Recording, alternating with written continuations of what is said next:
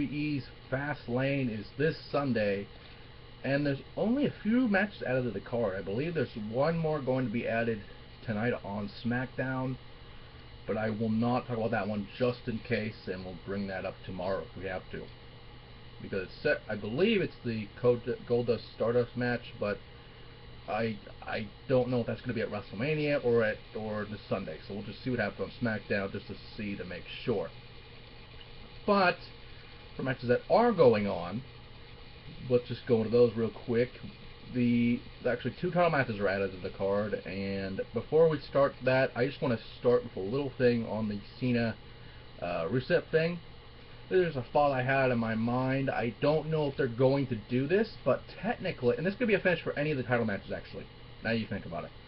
Since Fastlane is in Memphis, I do remember there is a ban on the Piledriver in Memphis. Now, this goes back all the way from the CWF days, all the way to USWA, Power Pro Wrestling. I think there was a company before that, the Memphis Wrestling days, even in the Mid-South Coliseum, and there are several other promotions that have been in Memphis or in the Tennessee area that have used this rule. Smoky Mountain Wrestling is a big proponent recently of this rule, that the Piledriver is banned and can lead to an automatic disqualification. So this can happen in any title match as far as I'm concerned. I doubt WWE will use this rule, but if you want Rusev to keep the title, Cena could. We have seen Cena do a Piledriver before, and as amazing as that sounds, that he has actually done a Piledriver, we can do a 6-move joke here, but we're not going to. But that could be a finish in this match. I doubt it will be that. That could be the same for any of these title matches. I doubt we'll see a Diva do a Piledriver, but you know, if Paige could probably fucking pull it off. But Nikki's fucking top heavy, so you never know with that. But going on to the matches, this is for any match actually, with the Roman Reigns Daniel Bryan thing going on. Especially since Roman is becoming a heel now, so he can fucking do that. But let's go to the matches that are actually on the card here for the titles. First of all, we have the tag team title match of, I don't know what to call these guys, fucking Team Swiss Fact, fucking Masters of the Universe, I don't know what to fucking call them, but Cesaro and Tyson Kidd finally get a tag team opportunity against the Usos. And this is going to be very simple here because this has pretty much been a Diva feud. This hasn't been a tag team, this has been a Diva feud with Naomi and Natalya of Total Divas, because Naomi's not on Total Divas anymore as far as I know. I mean, she has been in some episodes, but she's not an official cast member, I don't think. Unless she's still on there as a cast member, I don't know. But this is pretty much going to boil down to what Naomi and Naomi and Natalya do. But I would personally love, if you have a pay-per-view, first of all, if you have a pay-per-view and you need to make an impact, have title changes. So first off, what you're going to do is have the Usos finally lose the tag titles. If not, have them lose it at WrestleMania. But I personally believe that Tyson Kidd and Cesaro deserve this title run. And I think this will be Tyson Kidd's first title in a long time if he does win the match. I think he had tag titles with the Hart Dynasty. So I think that's Cesaro's last belt, I believe, was the Intercontinental or the US belt. So it's been a long time for both these guys, and they deserve the damn belts. And finally, we have the Intercontinental title match we've been wanting to see for weeks.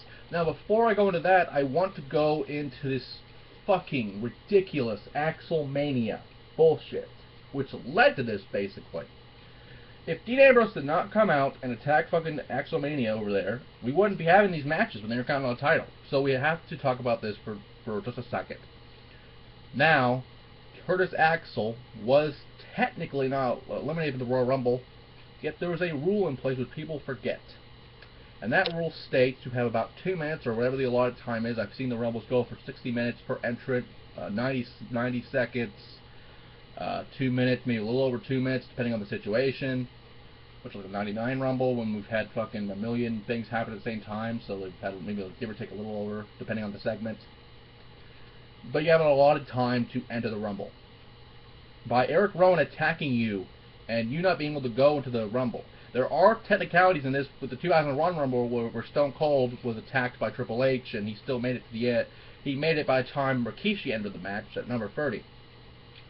But that's a technicality, because he was still out there trying to get into the ring.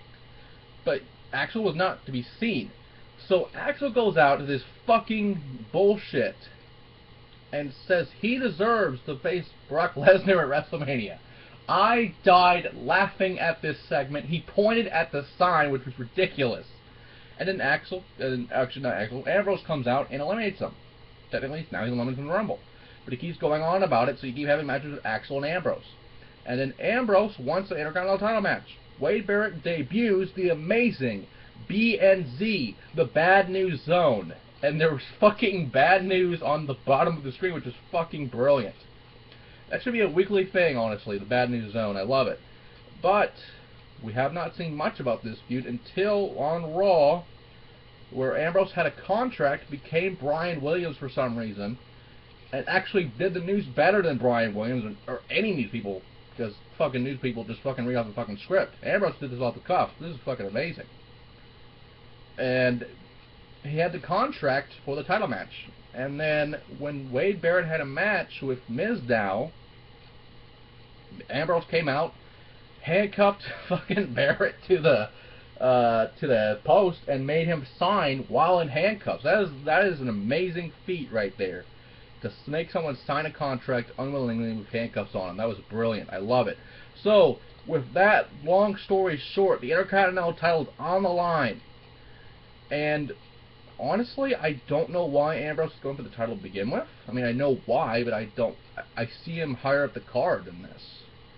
Unless he's here to bring the Intercontinental title back some prestige, like Wade Barrett is trying to do, which is great. I don't think Wade Barrett will lose the belt, since he just won it back at... When did he won it back a couple weeks ago on Raw with the whole Survivor Series thing going on. When Ziggler got fired, Barrett won the belt, basically. So, he's had it for a couple months now. Will they go the direction of Ambrose being the champion? I don't know. Will this happen? I don't know. But I would love to see it, because Ambrose would look good with the damn belt. But I doubt they will do this. But we will find out this Sunday to see if that happens, and among other things, this Sunday at FastLane.